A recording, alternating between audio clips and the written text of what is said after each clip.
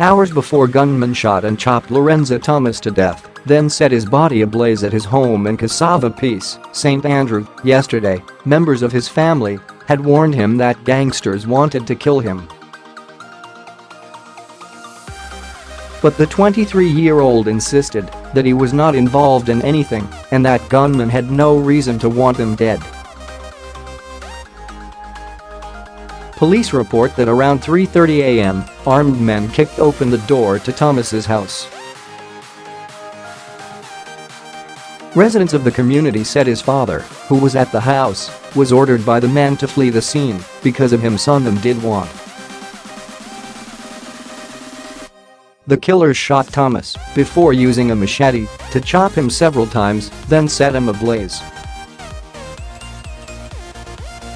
Yesterday, Superintendent Glenford Miller of the Constant Spring Police Station told the Jamaica Observer that tensions were high between warring factions in the community. When the Observer visited Thomas's mother's house in the community, she was too overcome with emotion to speak. His aunt, Georgette Farquharson, said she last saw her nephew around 3:30 p.m. on Monday when he left work to get a haircut. She said she later called him around 6 p.m. as she had received word of a threat on his life. "My little nephew come tell me say somebody out the road, see him and tell him that they were going to kill Tulips," Farquharson related, with tears in her eyes. She said, after telling him what they had heard, the family urged Thomas to leave the community, but their pleas fell on deaf ears.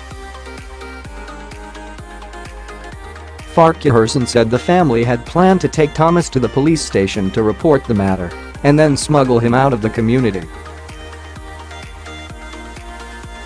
However, calls to her nephew's phone went unanswered for the rest of the evening.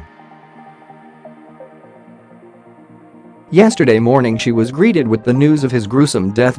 Me get a call this morning say the house burned down and that a body was inside, and all me could think was, why Tulips make this happen to him and me tell him, she said. While Farquharson spoke with the Observer, Thomas's distraught mother exited her small house. "Me want to see Tulips, me a go look for him now," she said, just before collapsing at the gate. She was assisted back inside by family members. Although Farquharson said that she could not swear for her nephew, she was puzzled about the reason he had been pursued by gunmen who, she said, had attempted to kill him in August last year.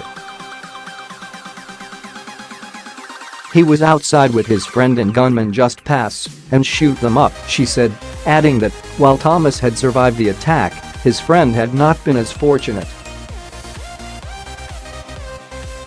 She said too, after that incident Thomas had fled the inner city community and only just returned in April. "Tulips was loving. Me no know him as a bad man. Why couldn't even slap the children while he was around," she said. Her sister, Cadine Bernard, agreed and described Thomas as kind. Even when him get shot the other day him wouldn't leave him friend behind.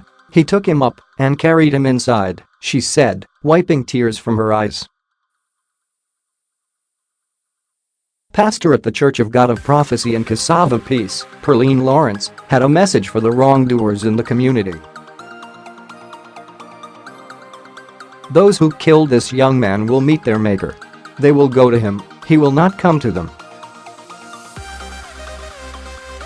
God is still within this community, and those who are fighting the residents here are fighting a losing battle," said the elderly woman. Lawrence then started praying and called on God to protect the residents and stop the spate of violence plaguing the community.